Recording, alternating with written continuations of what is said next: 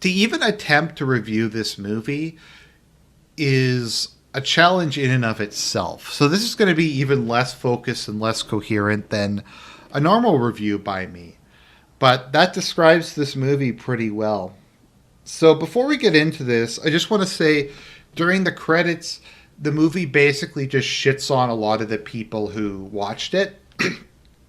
And it basically states, I think as someone who speaks English as my primary language and who has at least, well, has an above average IQ, that the credits of this film is saying that everything in this movie is factually correct and you're stupid if you don't think everything in this movie is factually correct and happened the way that it's portrayed as happening. Despite the fact that this movie is obviously a comedy and a parody, it still happened the way it's portrayed as happening. I don't know. It doesn't make any sense. Now, this might be one of the worst movies I've ever seen.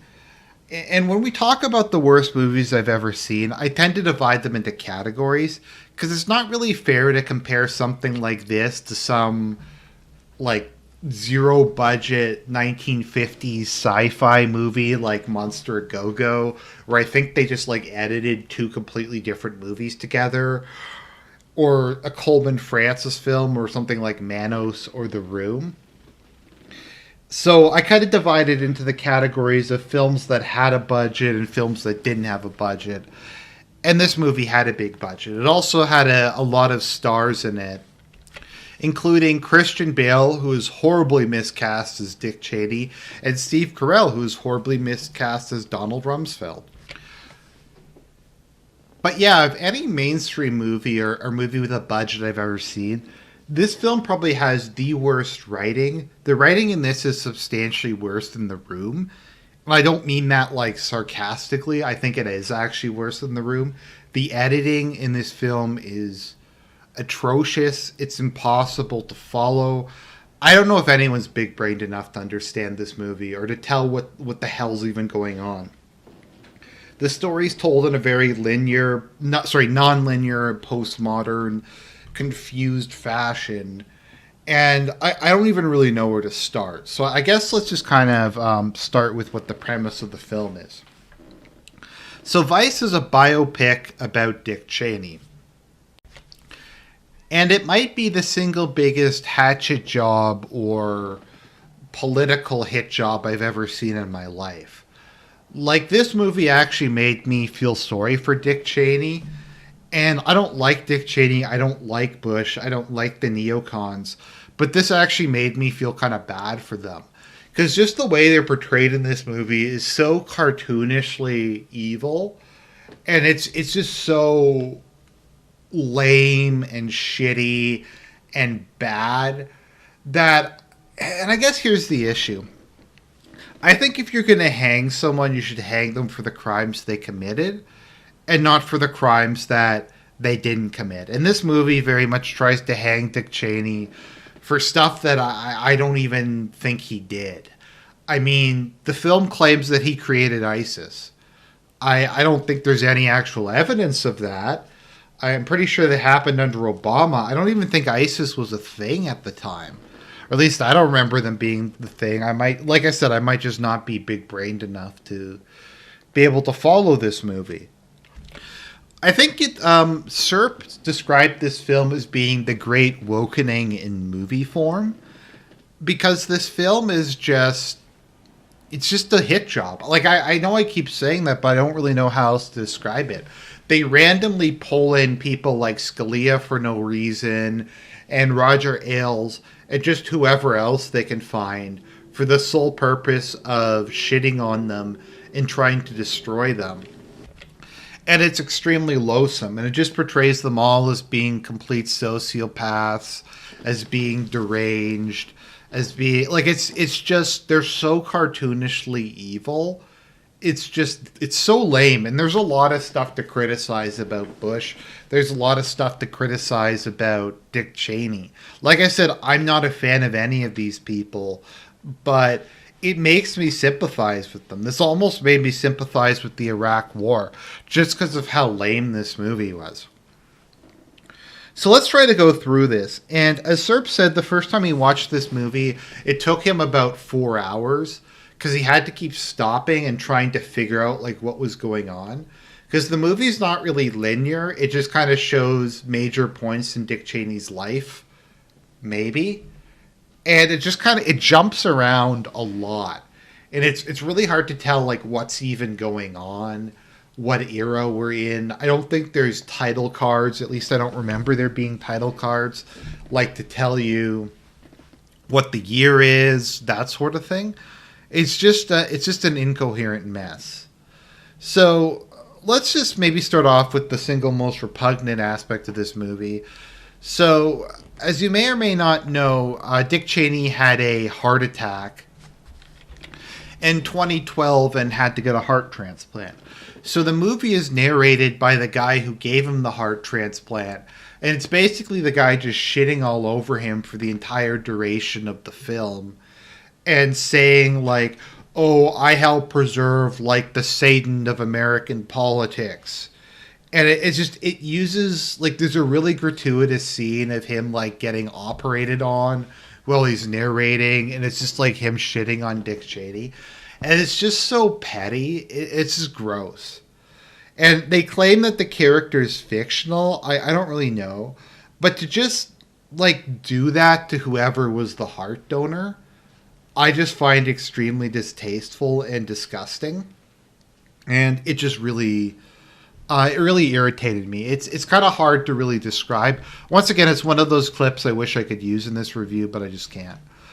So the film starts off with Dick Cheney working as a lineman in Wyoming after his alcoholism supposedly led him to drop out of Yale. Now, I don't know a ton about Dick Cheney, but from my understanding, he didn't drop out of Yale because of alcoholism. He dropped out of it because he couldn't really handle the culture shock. Because he's from Wyoming, and he moved to, well, Yale. And it was just too much for him. But from my understanding, when he went back to Wyoming, he did really well in school. I think he was working on his doctorate by the time he went to Washington. So that's completely inaccurate.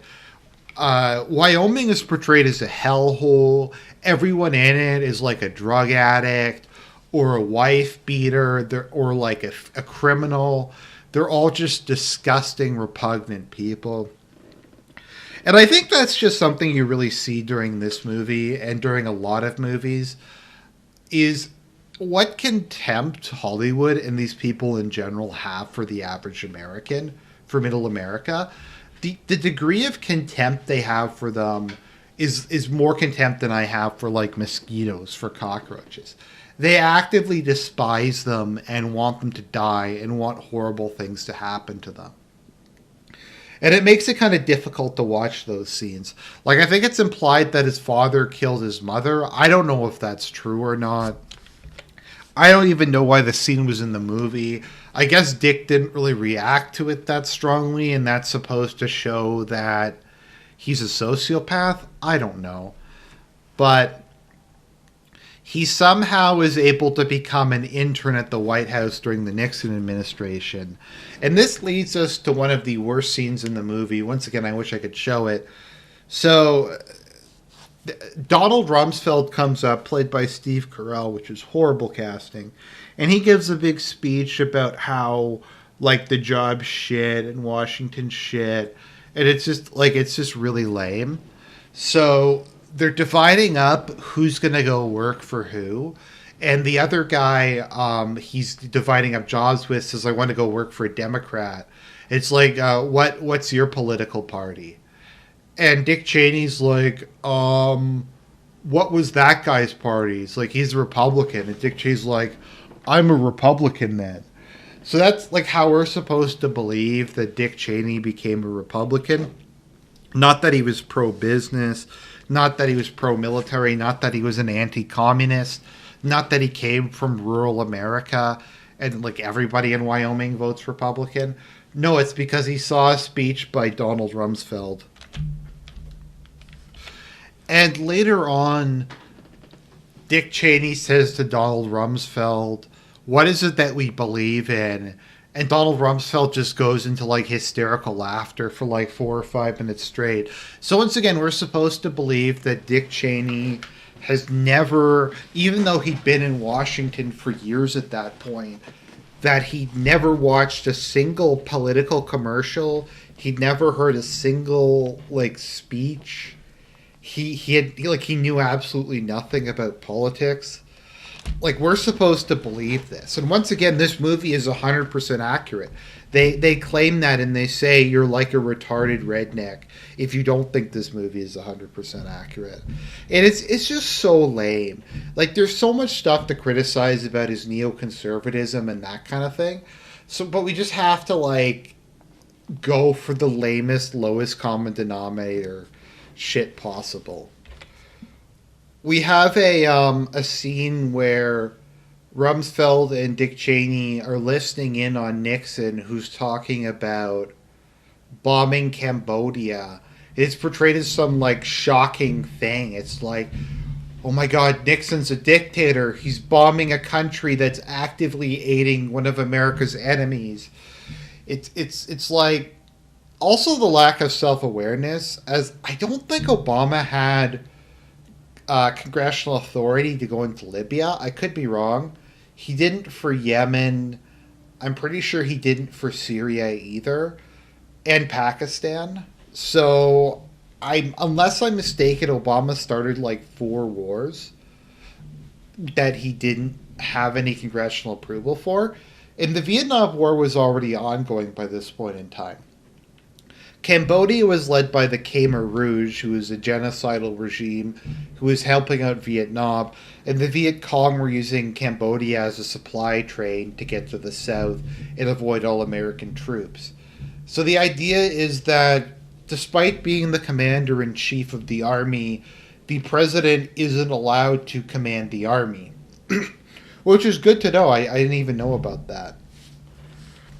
We also have this scene where he meets Anthony Scalia when he's younger, and Scalia like gives this really weird explanation about the unitary executive and about how the president is an elected dictator.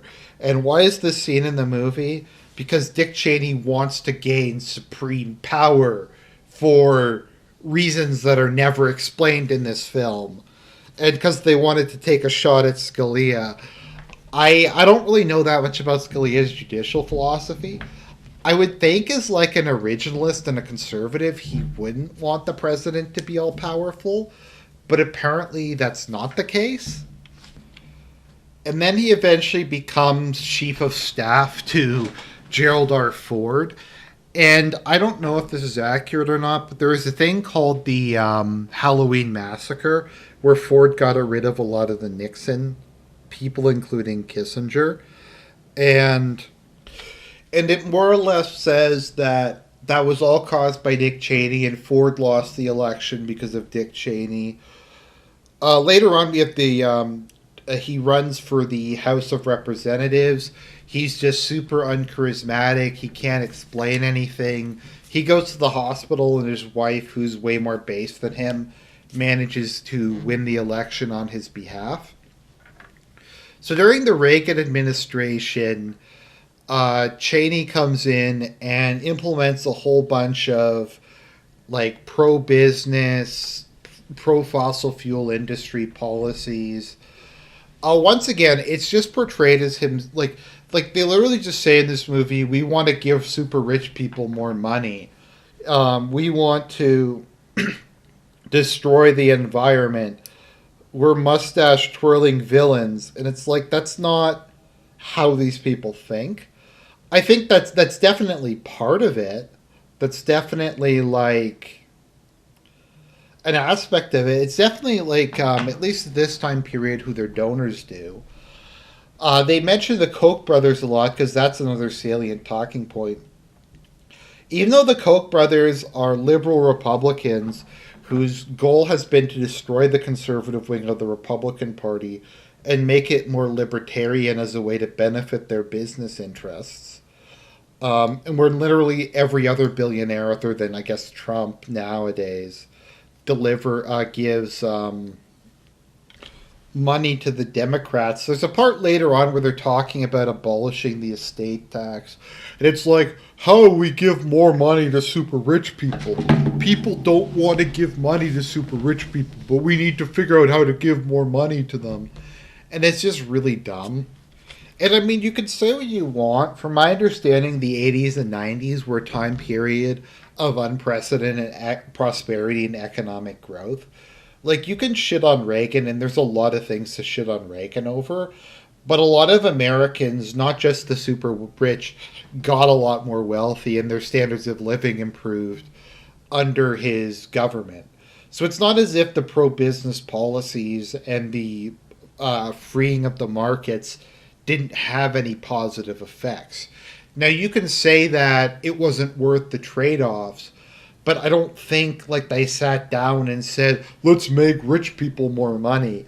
If they did, it was part of trickle down theory, where the idea was if we let rich people keep more money, they'll invest it in the economy and that'll create jobs. And I mean, to a certain extent, that can be true. If you have really, really high taxes in a country, the wealthy people and the capitalists will flee the country, and it'll devastate the businesses and the industry. So that seems to have at least somewhat worked during the time period. And once again, I'm not a fan of Reagan, and I'm not a libertarian or anything. I'm just trying to be fair here. I get that this is like a political hit job, but the writing is just so bad. There's like another scene in the movie, just thinking, because the whole movie is just left-wing talking points. Like Roger Ailes just randomly shows up for no real reason. His wife is like, I can't run for Congress because I'm a woman, and America's a patriarchal society, and I make 75 cents for every dollar a man makes. And it's just stuff like that. And then we get that Cheney single-handedly got rid of the fairness doctrine and created Fox News. And they're like, it's the only opinionated news source in America. No other news source is unneutral like Fox is. It's like CNN doesn't have a bias, MSLSD doesn't, the New York Slimes doesn't, only Fox does. So he did that. Conservative talk radio exists. There was no party polarization prior to Dick Cheney being able to do that. He also becomes the Secretary of Defense under George H.W. Bush. He then retires and becomes CEO of Halliburton. He wants to run for president, but his daughter comes out as a lesbian, and he just accepts it. And I think he does become pro-gay marriage later on in his life. But it's just like, it's just really bad. So then it skips ahead again. Oh, no, sorry, I forgot. It's hard to kind of keep in mind in this. So even though it's only halfway through the movie, they run the credits and say, oh, this is the end of Dick Cheney's career. And it's like, no, wait, he came back. And Bush approaches him to run to be his vice president. And Cheney agrees on the condition that he gets to run everything. And Bush is like, yeah. Now, I don't think Bush is nearly as dumb as people think he is. I think Bush played it up a lot to try to avoid getting blamed for things as a way of kind of appealing to middle America by being schmaltzy and to get his political opponents to underestimate him. But this movie portrays him as a complete and total retard who has no understanding of anything and just wants to please his daddy. Once again, it's a very just... It's not even good satire. It's just very blunt, there's no wit to it. There's no sarcasm. It's just Bush is evil. Bush man bad. Cheney bad. They also repeat this whole myth that the vice president doesn't do anything, which isn't true. The vice president is the chief advisor to the president, and very often what winds up happening is the president delegates a bunch of responsibilities to the vice president, because he basically will delegate, like, for instance, Mike Pence is in charge of the federal government's COVID policy. The vice president will also go and do diplomacy and negotiate deals and do all kinds of different stuff. Like if there's a meeting that the president or a committee the president doesn't have time to go to, the vice president can go there and do it in their stead. So it's not true they didn't do anything. It's also not true that George Bush did nothing during it. So then we have 9/11. And Cheney more or less assumes direct control over the country, appointing all of his old cronies to office and none of Bush's friends. And then we just kind of go through a montage of Dick Cheney ruling America as a dictator, the Plame affair, which isn't like explained at all. There's the guy that he accidentally shot, and in this movie it looks like he shot the guy on purpose. Like it's like something from The Shining or something. He just shoots him. Like it's really just bizarre. And there's also his I don't even know. There's like a thing about his lesbian daughter gets married and he kind of accepts it, but his other daughter wants to be a senator, so she's against it. And then you have the death of the guy who's I don't even know. It's just an incoherent mess. And then we have the invasion of Iraq, and the Islamic State of Iraq showed up because of Dick Cheney. Let me just look at when did the Islamic State of Iraq first show up. Okay, they claim it was from 2006. I guess I don't really remember it being a thing, to be honest. I think it existed in some form during the second half of the Bush presidency, but I think it only really came to like national acclaim during the Obama presidency, when Obama started arming the Syrian rebels who turned out to be ISIS, and when ISIS took the immense amounts of territory. So all that stuff happened. And it brings us to the end of the film where Dick Cheney breaks the fourth wall, turns to the camera, and delivers a speech about how everything he did was necessary to protect you and to provide for national security, even though that was mentioned nowhere in the rest of the movie. And Dick Cheney was presented as a non-ideological, power-mongering sociopath, and it has no context. And then the film ends with the mid-credit scene being some redneck who thinks the movie has a liberal bias and that parts of it were inaccurate getting mocked. Because liberals believe in facts and logic. It's kind of like a Ben Shapiro thing. So that's Vice. I would actually almost kind of recommend watching this because it's so bad. It's so fascinatingly horrible. It's one of the worst movies I've ever seen. It's one of the worst movies ever made. And I think you almost got to see it to believe it, to understand just